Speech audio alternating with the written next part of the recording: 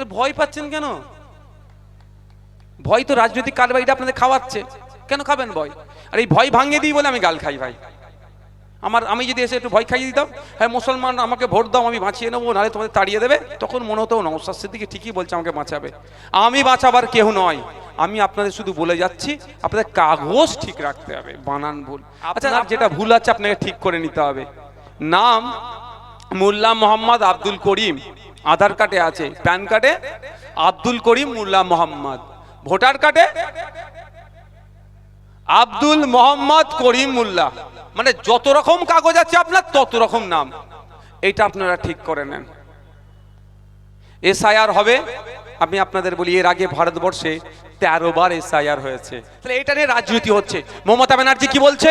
আমাকে ভোট দাও, তোর ভোট আমি আটকে দেবো, তোর নাম কেউ কাটতে পারবে না। আর শুভেন্দু অধিকারী হিন্দুদের ভাইদের কি বলছে?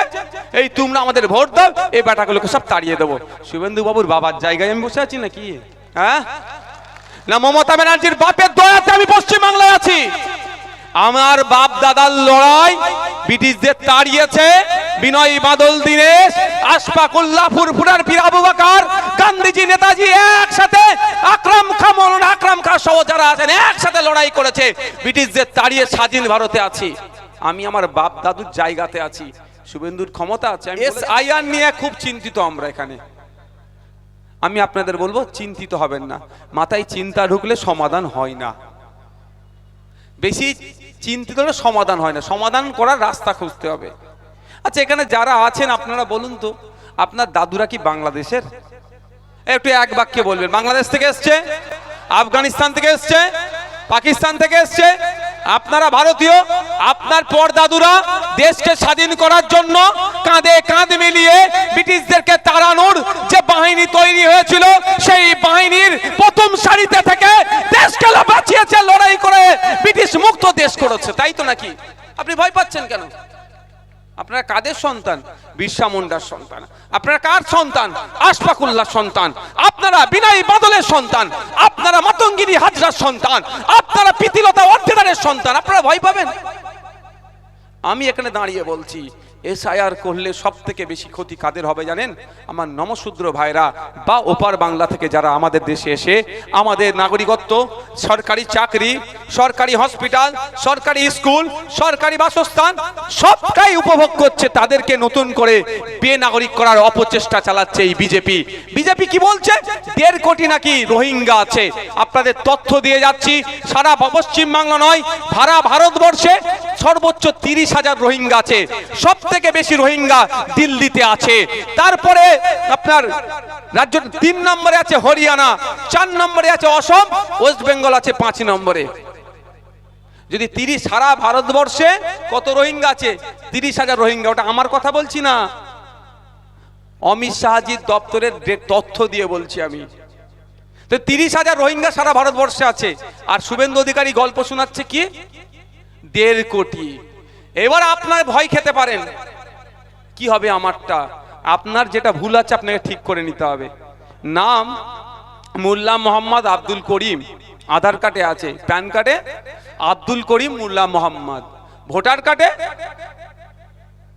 আব্দুল মোহাম্মদ করিম মোল্লা, মানে যত রকম কাগজ আছে আপনার তত রকম নাম, এইটা আপনারা ঠিক করে নেন।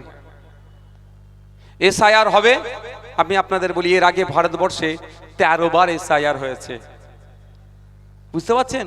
আর এখানে বলছি রেকর্ড করে যান, আমি যেটা বলছি রেকর্ড করেন। এসআইআর বলছেন আটকে দেবে, গল্প শুনিয়েছিল ডবল ডবল চাকরি দেবে, দিয়েছে। 26,000 চাকরি বাতিল হয়েছে, কি বলেছিল একটারও চাকরি যাবে না, আটকাতে পেরেছে। আমি এখানে বলে যাচ্ছি, রেকর্ড করে রাখুন, আমার কতটা তিতে লাগতে পারে। প্রথম কথা, মাথা থেকে আতঙ্কর ভয়টা সরান। আমার বলার কারণ, সরিয়ে দেন মাথা থেকে। কি এসআইআর কেউ আটকাতে পারবে না, এটা আপনাদের বলে যাচ্ছি। তবে এসআইআর এর ভালো দিক খারাপ দিক কি আছে সেটা আমরা দেখব। যদি সঠিকভাবে স্বচ্ছতার সাথে এসআইআর হয় আমরা সহযোগিতা করব। মৃত ভোটারের নাম কাটা যাবে, সহযোগিতা করব। এখানেও ভোটার আছে, নাকাশিপাড়াতে আছে, কালীগঞ্জে আছে, আপনার তেহট্টতে আছে, 3 জায়গায় ভোটার হয়ে বসে আছে, 2 জায়গায় কাটার সহযোগিতা করব। বাপ দাদু 10 বছর আগে মারা গিয়েছে, ভোটের সময় আসে টুক করে কবর থেকে উঠে ভোট দেয় আর চলে যায়, টুক করে শ্মশান থেকে আসলো ভোট দিল চলে গেল, ওইগুলো কাটবো। আমরা বলো অত কষ্ট করতে হবে না। তো তুমি কবরে গেছো 10 বছর, তুমি শ্মশানে গেছো 10 বছর, কেন কষ্ট করে ভোটটা দিতে আসবে? শুধু ভোটের সময় আসতে হবে না, সারা বছর পাত্তা নেই, ভোটের সময় আসো। ও দাদু তুমি কবরেই শুয়ে থাকো, দাদু তুমি শ্মশানেই থাকো, শ্মশান থেকে আর উঠে আসতে হবে না, কবর থেকে আসতে হবে না, তাহলে নামটা কাটাবো। আপনার এখানেও বাড়ি, কলকাতা রাজারহাটে ফ্ল্যাট নিয়েছেন, রাজারহাটেও ভোটার কার্ড বানিয়েছেন, একটা তো ভাই বাতিল হবে, বাতিল হবে তো, এটা নিয়ম। তাহলে সেইটাকে যদি বাতিল করে আপনি আমি চিৎকার করব কেন? আপনার পাড়ার কেউ 10 বছর আগে মারা গেছে, তার নাম এখনো ভোটার লিস্ট আছে, যদি কেটে দেয় চিৎকার করব কেন?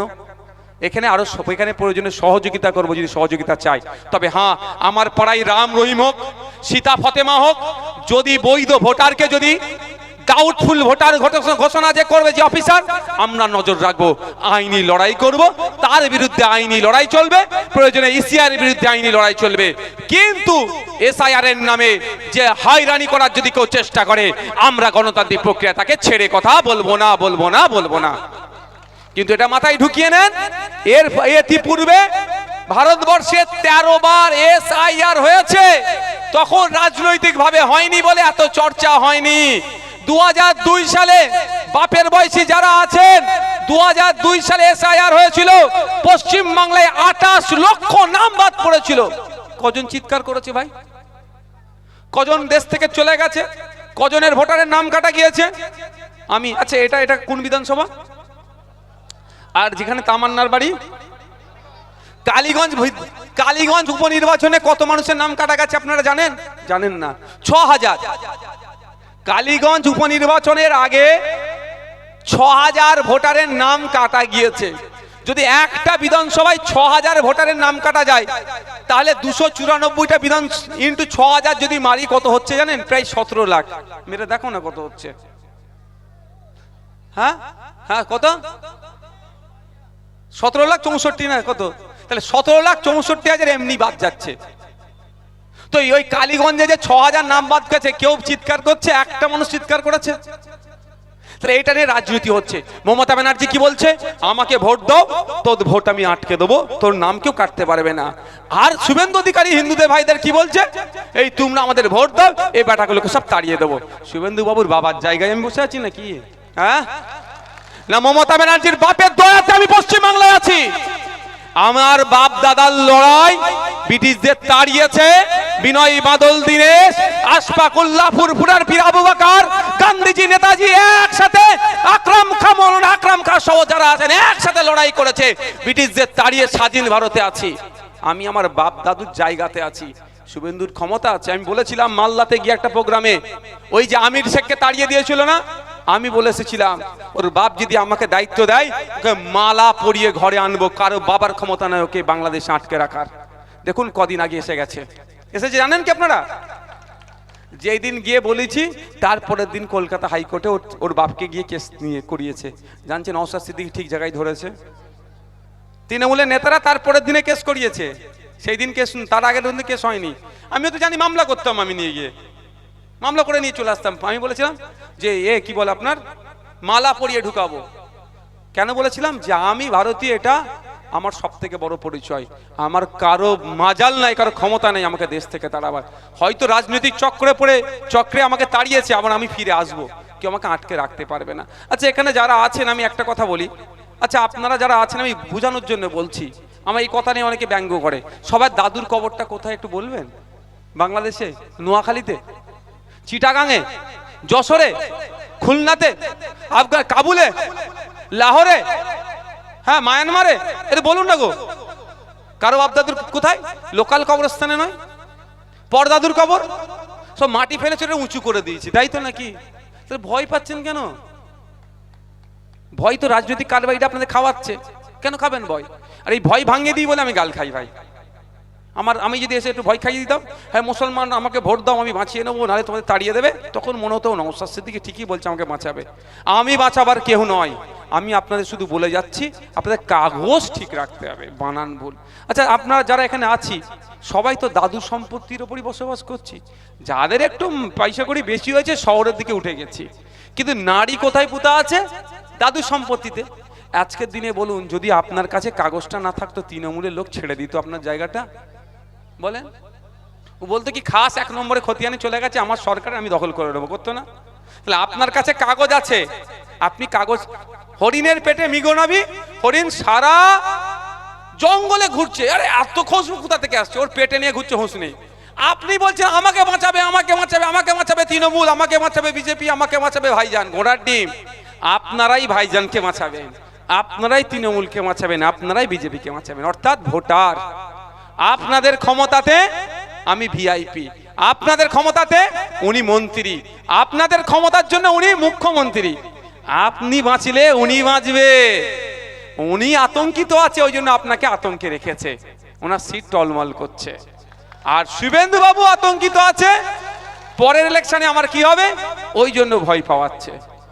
আপনাকে বলবো শুধু আপনাদেরকে, ঘরে যাবেন কি, আপনাদের কোর্ট কৃষ্ণনগর, হ্যাঁ, বড় জ্যাঠার ছেলে, জ্যাঠার চালের পানি ভাইপোর ছোট ভাইয়ের কি বলে উঠোনের ওপর দিয়ে গেছে, মামলা হয়ে গেছে কৃষ্ণনগর থানাতে, খোঁজ নিন কোন কাগজের ভিত্তিতে মামলাটা হয়েছে। দাদুর দলিল পর্চা, ছোট চাচার চালের পানি এখন বড় ভাইয়ের ঘরের ওপর দিয়ে যাচ্ছে বা দিয়ালে পড়ছে, মামলা হয়ে গেছে। হয়নি? মামলাতে তো আমরা উস্তাদ একদম। কিসের ভিত্তিতে? কাগজের ভিত্তিতে। মামলাটা কেন গ্রহণ হবে? আপনার কাছে কাগজ আছে তো, ওই কাগজটা কার? ওই দলিলের যে জেরক্স জমা দিয়েছেন ওটা কার? ওটা তো আপনার দাদুর দলিল। আপনার দাদুর কত সালের দলিল? দেশ স্বাধীন আগেকারের দলিল, সবার ঘরে আছে, সবার ঘরে আছে। তাহলে ভয় পাচ্ছেন আপনারা? কি বলছি বুঝে আসছে আপনাদের? তো দলিল আছে তো।